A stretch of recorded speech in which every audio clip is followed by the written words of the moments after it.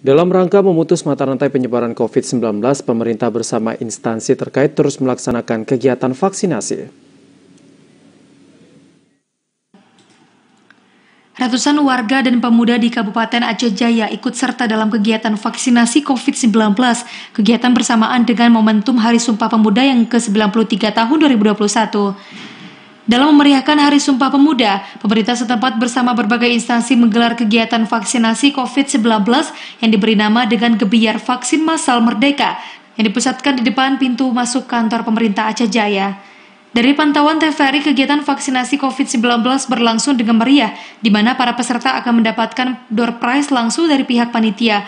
Hal itu dilakukan sebagai rasa kepedulian warga yang telah mensukseskan program pemerintah untuk memutuskan mata rantai penyebaran COVID-19.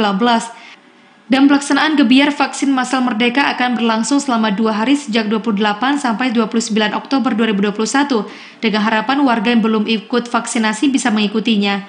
Kabak Ops Polres Aceh Jaya Kompol Ashari Hendri mengungkapkan, dalam kegiatan itu, pihak panitia juga memberikan door prize kepada warga yang ikut melakukan vaksinasi, seperti pemberian minyak goreng secara gratis dan pembagian SIM C kepada warga yang beruntung. Menurutnya, kegiatan vaksinasi tersebut bukan hanya diikuti oleh warga dan pemuda, namun para pelajar di berbagai sekolah juga ikut melakukan vaksinasi. Hari ini melaksanakan kegiatan Gebiar Vaksin Massal Merdeka tahun 2021 menyambut Hari Sumpah Pemuda.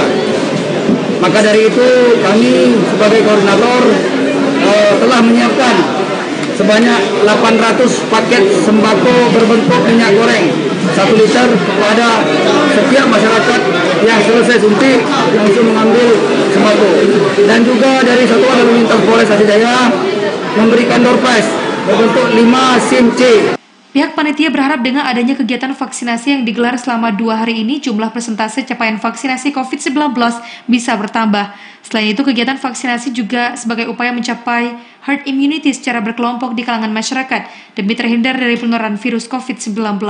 Dari Aceh Jaya, Musliadi, TVRI melaporkan.